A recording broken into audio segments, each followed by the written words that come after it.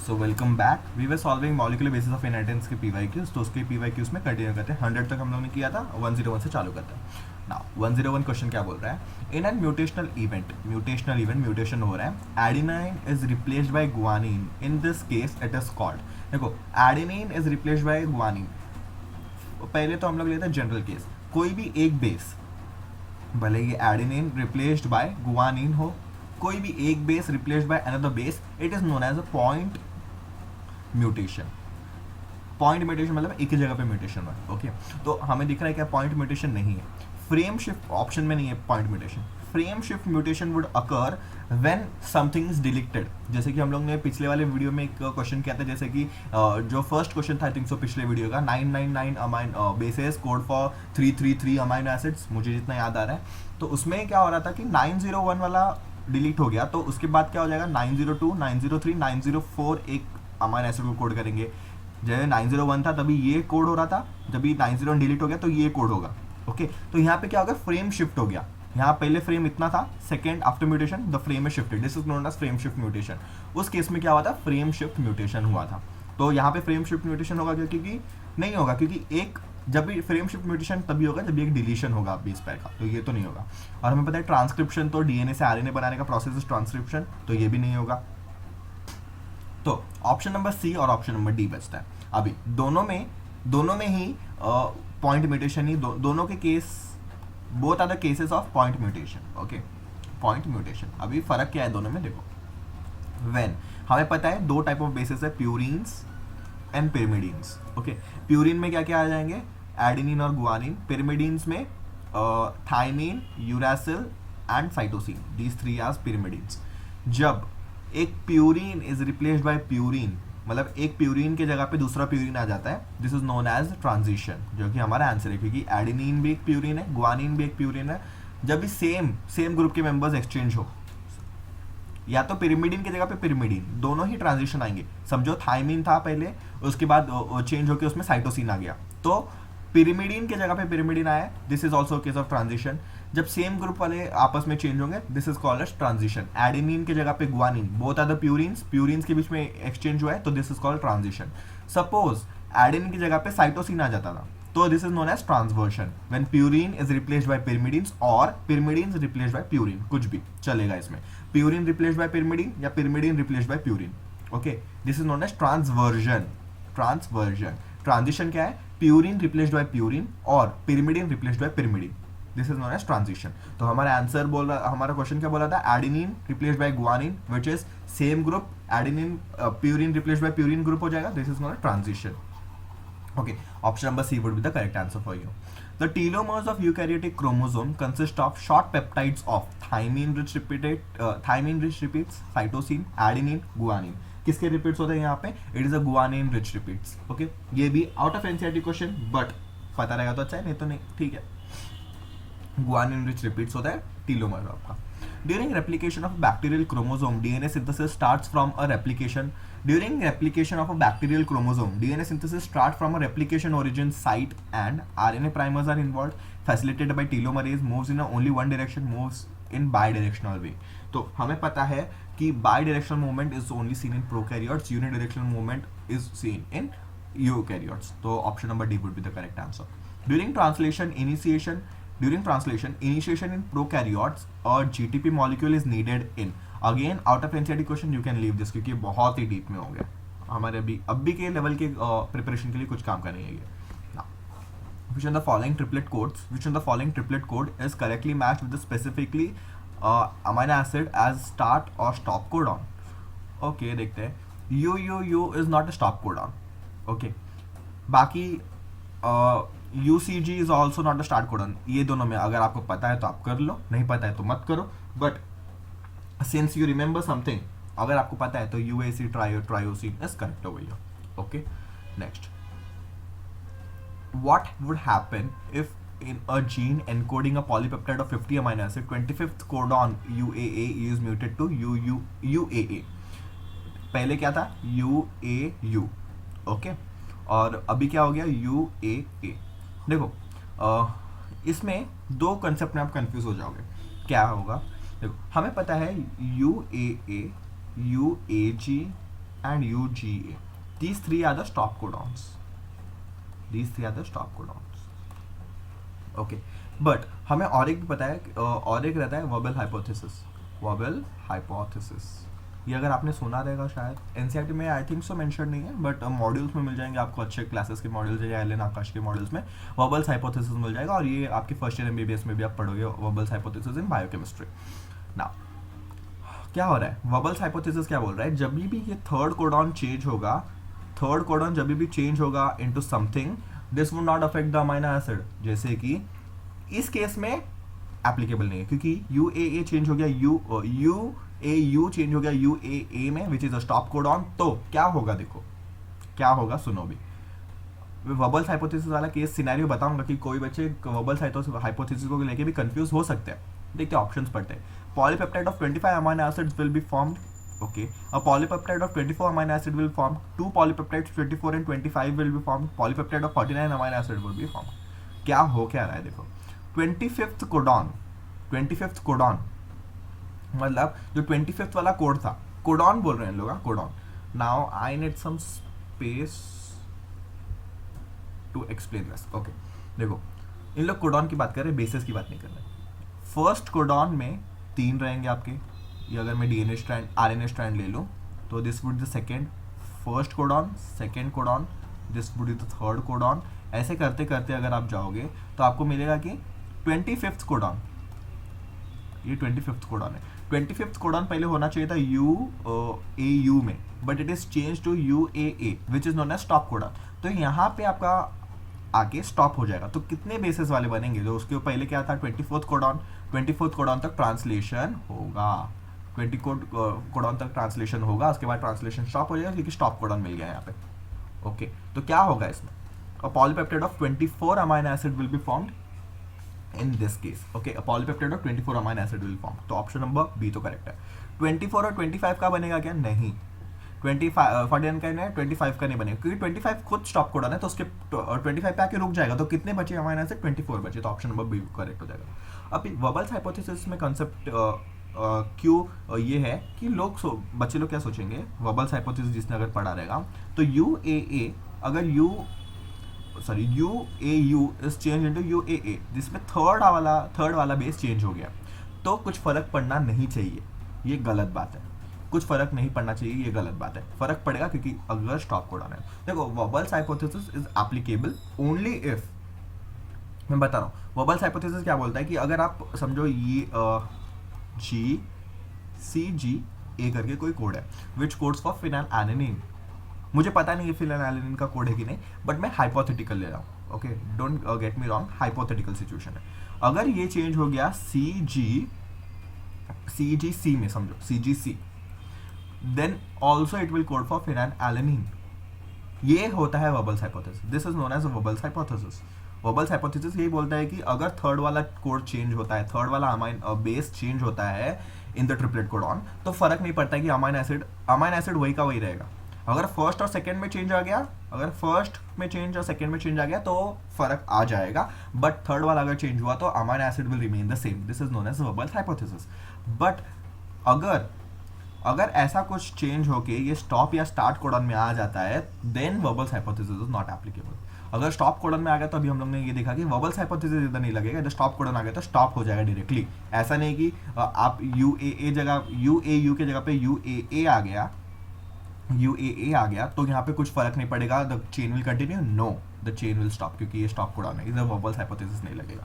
Okay, तो इन दोनों के बीच में कंफ्यूज हो सकते हैं. नहीं तो अगर जिसको पता है इतना, देखो ज़्यादा सोचना, over thinking is also bad exam में कि अरे NTA ने क्वेश्चन पूछा कुछ तो टफ होगा, अरे कुछ भी मतलब एग्जामिनर ने क्वेश्चन पूछा कुछ तो टफ होगा. नहीं, कभी कभी ट्रिकी भी रहता है, कभी कभी बहुत सिंपल क्वेश्चन भी रहता है. आप उसको सिंपल क्वेश्चन को ज़्यादा ओवर थिंक करके आप सोचो कि नहीं ये हो सकता है, ये हो सकता है, ऐसा कर करके आप नेगेटिव मतलब गलत आंसर लाओगे, नेगेटिव हो जाएगा आपका. ओके, जो कि एग्जामिनर की कोशिश थी आपकी नेगेटिव करने की. Now in an genetic code dictionary how many codons are used to code for 20 essential amino acid. Genetic code dictionary में कितने कोडॉन्स है, 64 कोडॉन्स है. ओके, नाउ 64 कोडॉन्स है, हमें पता है 4:3 करके इन लोगों ने निकाला था. 4:3 ओके, नॉट 4:3, वेट वो एक्सपेरिमेंट आई थिंक सो है कि अगर 2 वाले लेंगे तो कितने आएंगे हमारे पास, ये सब हमारे पास एक्सपेरिमेंट है इन एनसीईआरटी ओनली, बट हमें क्या देखना है इस क्वेश्चन में वो देखो अभी। देखो now genetic code dictionary, how many codons are used to code all 20 essential amino acid. हमारे पास एक्चुअली 64 अमीनो एसिड्स है, उनमें से UAA, UGA, UAG, these 3 are stop codon। Stop codon का मतलब क्या है कि stop codon does not code for anything, ये तीनों किसी के लिए भी कोड नहीं करते, कोई भी अमीनो एसिड के लिए कोड नहीं करते। तो बचे कितने फंक्शनल कोडॉन कितने हो गए, तो -3 कर दो, 61 आर द फंक्शनल कोडॉन्स। तो option number D would be the correct answer. Okay, degeneration of genetic code is attributed to third member of codon, first member of codon, second member of codon, entire codon। तो degeneracy of codon is directly of the third member of codon। ये अभी मैंने बताया via वबल्स hypothesis. क्या बोल रहे हैं degeneracy का मतलब, थर्ड कोडॉन में कोई भी चेंज आए तो कुछ फर्क नहीं पड़ता, वही रहेगा जेनेटिक कोड। तो degeneracy of genetic codon is attributed with third member of codon, ये वबल्स हाइपोथेसिस भी था। Okay, during transcription DNA site eight which RNA polymerase bind is, DNA site at which RNA polymerase bind is enhancer, regulator, promoter, receptor, it is a promoter। Option number B would be correct, it is a promoter। Out of 64, 61 code for 20 different amino acid, it is called degeneracy of genetic codon, overlapping, Wobbles codon, universality of the codon। It is known as the degeneracy of the codon, it is known as degeneracy of codon। Again, it is very important। Okay, exon part of mRNA have the code for, exon part of mRNA have the code for, exon क्या है, देखो जो HNRNA है आपका हाइड्रोन्यूक्लियर RNA बनेगा, उसके processing से ही mRNA बनेगा। उसके प्रोसेसिंग मतलब टेलिंग, कैपिंग, फिर exons, introns, exons introns mix हो जाता है हाइड्रोन्यूक्लियर में, उसमें से इंट्रॉन्स निकल जाएंगे, एक्सॉन्स रह जाएंगे। ओके, एक्सॉन्स के पास क्या कोड रहेगा, it is the code for proteins obviously, क्योंकि हमें पता है आरएनए से डायरेक्टली प्रोटीन बनने वाला है। तो एक्सॉन, mRNA क्या है, प्योर एक्सॉन, सिर्फ और सिर्फ एक्सॉन्स है। HNRNA में क्या है, हेटेरोन्यूक्लियर में एक्सॉन्स भी है प्लस इंट्रॉन्स भी है, दोनों है इन दिस केस। तो एक्सॉन में क्या रहेगा, प्रोटीन वाला पार्ट। तो option number A would be the correct answer. Moving on to the next question, type of RNA polymerase required in nucleus for RNA synthesis is 3 types of RNA polymerase, 1, 2 and 3 हमें पता है। Let's revise quickly कि 1 to 3 के functions क्या है। I am not going into detail की सब parts कौन बनाता है। RNA polymerase 1, 2 and 3, देखो 3 बनाएगा tRNA, सेकेंड वाला बनाएगा HNRNA, मतलब mRNA भी ऑप्शन आ गया तो वही हो जाएगा, क्योंकि HNRNA would be making mRNA, HNRNA का ही प्रोसेसिंग करके हम लोग mRNA बनाएंगे। तो RNA polymerase true forms helps in the formation of, अगर mRNA ऑप्शन दिया है तो वो भी करेक्ट है, क्योंकि इनडायरेक्टली वो mRNA ही बना रहा है, HNRNA शॉर्ट लिव्ड रहता है। और फर्स्ट इज rRNA। ओके, तो आपको ये याद रखना है, फर्स्ट इज rRNA। तो ये 3 इंपॉर्टेंट है। अभी एक क्वेश्चन भी था कि RNA polymerase 3 helps in the formation of tRNA, और पिछले वीडियो में I think so I have covered the question that if RNA polymerase 3 is muted और डिलीटेड, ऐसा कुछ था क्वेश्चन में, तो किसका अफेक्शन होगा, किसके फॉर्मेशन में अफेक्ट होगा, tRNA के फॉर्मेशन में। Okay, now moving on to the next question is, gene and cistron words are sometimes used synonymously because one cistron contains many genes, one gene contain many cistron, one gene contain one cistron, one gene contain no cistron। Now what is this, देखो gene और cistron are synonymously मतलब बहुत use होते हैं, क्योंकि one gene contains one cistron। Okay, one gene contains one cistron। अभी फर्क क्या है दोनों में, देखो this is a DNA strand, double stranded DNA आपका। नाउ सिस्ट्रॉन किसे बोलते हैं और जीन किसे बोलते हैं। अगर मैं बात करूं, मैं पूरे डबल स्टैंडर्ड की बात करूंगा तो मैं उसको सिस्ट्रॉन बोलता हूं। समझो यहाँ से लेके यहाँ तक आपका जीन है फॉर आई कलर, यहाँ से यहाँ जीन है फॉर आई कलर, कोई भी जीन है, इधर से इधर जीन है। तो हमें पता है जब ये gene is a part of DNA। Okay, gene is a part of DNA। Oh shit. Okay, तो क्या होगा ना, जब भी ट्रांसक्रिप्शन होगा तो यहाँ से देख के ही RNA बनेगा, mRNA बनेगा, उसके बाद प्रोटीन बनेगा, then this protein would impact an eye colour to your eye. तो ये तो पता है हमें। अभी ये हो गया आपका एक सिंगल स्ट्रैंड की बात करेंगे तो दिस इज द जीन। इस पार्ट का यूज हुआ क्या ट्रांसक्रिप्शन में, नहीं, बट दोनों पार्ट्स को मिला के हम लोग बोलते हैं cistron. Double stranded DNA carrying a gene is known as cistron. Mind it, okay, ये याद रखना, कंफ्यूजिंग होता है। बट दोनों के केस में क्या है, एक cistern will carry 1 gene. For eukaryotes अगर कुछ नहीं पता है तो यूकैरियोट्स, कुछ नहीं बोला है तो यूकैरियोट्स के बारे में बोलेंगे, और यूकैरियोट्स के केस में ये वैलिड है। Now one gene may contain one cystron may contain many genes, this is case of prokaryotes, जो हमारे में नहीं देखा जाता। Okay, polycistronic, we are monocistronic, polycistronic P से पॉलीसिस्ट्रॉनिक, पी से प्रोकैरियोट, ये प्रोकैरियोट में पाया जाएगा। सॉरी पॉलीसिस्ट्रॉनिक ना, तो ये 1 gene contains many cistron, sorry तो बी ऑप्शन रहेगा फॉर प्रोकैरियोट्स। और कुछ नहीं बोला है तो जीन मोनोसिस्ट्रॉनिक यूकैरियोट्स में पाया जाएगा 1 जीन 1 सिस्ट्रॉन, ओके, इतना याद रखना। और मैंने यहाँ पे गलती से बोल दिया कि हाँ, ये 1 gene contains many cistron, polycistronic in prokaryotes, polycistronic, और we are the monocistronic, okay. Now in which direction mRNA synthesis is on a template DNA, template DNA, अभी याद करो मैंने पिछले बारे में डायग्राम में बनाया था कि टेम्पलेट डीएनए क्या होता है, कोडिंग डीएनए क्या होता है। This is the template strand, it is a coding strand, it is a double stranded DNA. इस केस में यहाँ पे mRNA बनेगा, ओके। किस डायरेक्शन में चालू हो जाएगा, it would be starting from 5:3, again 5:3 ही होगा, सिंथेसिस इज 5:3 से ही चालू होगा, तो ये क्या होना चाहिए, 3:5 होना चाहिए। ये पोलैरिटीज आपको याद होनी चाहिए। Mutation generally produces polygenes, recessive genes, dominant genes, lethal genes. Mutation generally produces आपका रेसेसिव जीन्स, ये आउट ऑफ एनसीईआरटी क्वेश्चन आ गया। One function of the telomere in the chromosome is to identify the correct number of homologous pairs of chromosome, helps two chromatids to move towards pole, seal the ends of the chromosome, start RNA synthesis. Again out of NCERT question, but it is to seal the ends of the chromosome. Chromosome के समझो this is a chromosome, इसके आगे आपका रहेगा आपका telomeres रहेंगे। It is to seal the end of chrome, ताकि आपस में ये दोनों इंटरलिंक ना हो। देखो हमें पता है during cell cycle in cell division chapter में हम लोग ने पढ़ा है कि during various stages of cycles और various stages of the cell cycle, वहाँ पे आपका क्या कंडेंसेशन होगा, क्रोमोसोम फॉर्मेशन होगा, बायोवेलेंट, ट्राइवेलेंट। तो ये जो क्रोमोसोम बना है, देखो डीएनए इज अनवाइंड, फिर क्रोमोसोम बनता है। But this chromosome can also mingle, मतलब वापस ये ऐसा भी हो सकता है कि सारे क्रोमोसोम्स डीकंडेंस होकर वापस डीएनए बना दे। उसको प्रिवेंट करने के लिए यहाँ पे टीलोमरेज रहता है, टू सील द एंड, क्योंकि टीलोमरेज रहेगा फिर इन लोग आपस में जुड़ नहीं पाएंगे, तो अपना सेल डिवीजन का प्रोसेस आसान हो जाएगा, okay. Anticodon is an unpaired triplet of bases in an exposed position of tRNA. मतलब देखो एंटीकोडॉन किधर पाया जा रहा है वही पूछ रहा है, it is tRNA, option number C would be the correct answer. Initiation codon of protein synthesis is in eukaryotes, initiation AUG मतलब start codon, which is also codes for methionine, बार-बार बोला है मैंने, option number D would be the answer, okay. What base is responsible for hotspots for spontaneous point mutation, hotspots for spontaneous point mutation, again out of NCERT question. देखो अभी hotspots क्या होता है अभी आपको जानने की जरूरत नहीं।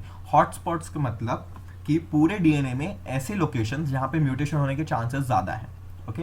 Hotspots are the places in the whole DNA, some places in the DNA, मतलब बहुत सारे प्लेसेस रहेंगे that are prone to more mutation, मतलब वहाँ पे म्यूटेशन होने के चांसेस बहुत ज़्यादा है। और एक साइंटिस्ट है, उनका नाम I think so Berger scientist है। उसमें क्या हो रहा है कि बेंजर साइंटिस्ट जो है वो क्या बोल रहे हैं कि उन्होंने एक्सपेरिमेंट पाया कि जहाँ पे 5-मिथाइल साइटोसिन रेसिड्यू रहता है वहाँ पे हॉटस्पॉट्स, मतलब वहाँ पे हॉटस्पॉट्स है, मतलब वहाँ पे म्यूटेशन होने के चांसेस ज़्यादा है जहाँ पे 5-मिथाइल साइटोसिन पाया जाएगा। But this is again not a part of your NCERT, बहुत दूर है, एनसीईआरटी से बहुत दूर है, okay. The DNA element which can switch their position are called, DNA elements which can switch the position are called transposons, because हम लोग इसको मोबाइल बोलते हैं, ओके, मोबाइल कैरियर्स बोलते हैं, okay. Now, which type of translation does not consume a high energy of phosphate bond? Translocation, amino acid activation, peptidal transferase enzyme, amino acid tRNA binding to active ribosomal site. तो यहाँ पे question क्या बोल रहा है, which are the following translation does not consume high energy bond transfer, मतलब कौन से इस स्टेप में एनर्जी नहीं चाहिए हमें। देखो ट्रांसलोकेशन के लिए हमें चाहिए GTP, ओके, ट्रांसलोकेशन के जीटीपी चाहिए, एक्टिवेशन के लिए भी हमें जीटीपी चाहिए, नॉट अमाइनो एसिड एक्टिवेशन के लिए वी नीड एटीपी, ओके, और amino acylation of tRNA active binding site, ये इसके लिए हमें जीटीपी चाहिए, ओके। तो किसके लिए नहीं चाहिए? Peptide transferase enzyme. क्यों नहीं चाहिए इसका लॉजिक भी आप समझ लो, okay. Peptidyl transferase enzyme reaction के टाइम पे क्या होता है, जब भी देखो पेप्टाइडल ट्रांसफरेज एंजाइम, देखो फर्स्ट इसने कोड किया, टीआरएनए ने आके एक अमाइनो एसिड छोड़ दिया, दूसरा वाला आएगा टीआरएनए, दूसरा अमाइनो एसिड। यहाँ पे क्योंकि नेगेटिवली चार्ज, हमें पता है अमाइनो एसिड में क्या होता है, NH2C और आपका R ग्रुप और COOH ग्रुप और एक हाइड्रोजन ग्रुप। यहाँ पे आपको पता है कि ये ज़्यूटराइन के फॉर्म में एग्जिस्ट करते हैं, क्योंकि इधर पॉजिटिव चार्ज, यहाँ पे नेगेटिव चार्ज, ऐसे दो आएंगे, क्योंकि दो amino acid opposite charges carry कर रहे हैं, दोनों एक साथ आपस में पास आ जाएंगे ड्यू टू चार्ज के इंटरेक्शन की वजह से, इलेक्ट्रोस्टैटिक फोर्स की वजह से the energy is compensated from the electrostatic force, और दोनों अमाइनो एसिड बाइंड हो जाते हैं, ओके। तो इसीलिए इस केस में हमें कोई भी एनर्जी बाहर से देनी नहीं पड़ती। Next question is 3 codon causing chain termination या stop codon is this, option number D would be the answer. A mutation of one base of the first codon of the gene produces a non-functional protein. Such mutation is known as nonsense, frameshift, missense, reverse mutation. It is known as a missense mutation क्योंकि हमें non functional मिल रहा है, तो sense ही नहीं बन रहा है उस बात का, तो वो मिस सेंस ये है, okay. If a completely radioactive double stranded DNA molecule undergoes 2 rounds of replication in a non radioactive medium, what will the radioactive status of the 4 resulting molecules? Half of them contain no radioactivity, all they contain radioactivity, 3 contains radioactivity, all the 4 lost the radioactivity. It would be half of them would contain no radioactivity, आप निकाल सकते हो इसका ये करके, half of them would contain no radioactivity। तो यहाँ तक हम लोग करते हैं, उसके बाद देखेंगे नेक्स्ट लेक्चर में।